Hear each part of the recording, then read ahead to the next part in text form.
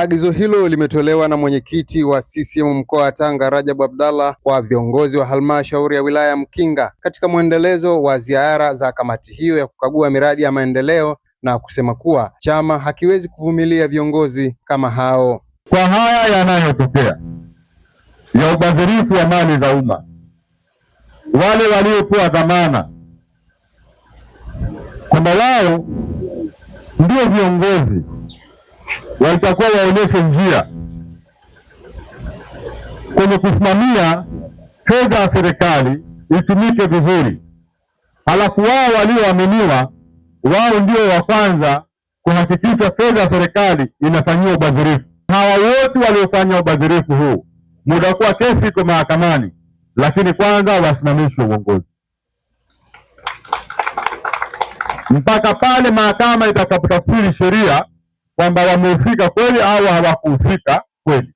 Na kama watakuwa wamehusika kweli, sisi Chama cha Mapinduzi hatuwezi kuwa na viongozi wa aina hiyo. Ndugu zangu, mbunge wa jimbo la Mkinga Twaha Mwakioja amesema amepokea maelekezo hayo kwa niaba ya viongozi wenzake na wanakwenda kuyafanyia kazi haraka ili kuweza kukamilisha miradi inayohusika.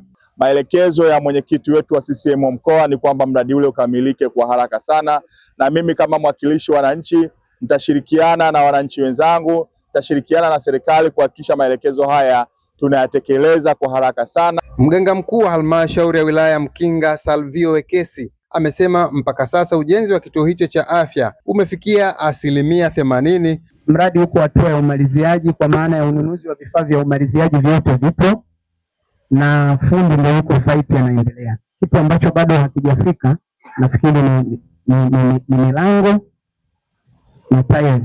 Wananchi wa eneo hilo Juma Bakari na Jane Adamu wameishukuru serikali kwa juhudi za kuendelea na ujenzi wa kituo hicho cha afya. Kukosa zahanati, jamii kubwa ya wamama wanaojifungua, wanaobeba mimba, wakizaa njiani, hatimaye hata usafiri wakati wa nyuma hatuna, tunawabeba kwenye vitanda tukiwarudisha majumbani. Changamoto kubwa sana, tunazo shida kali sana.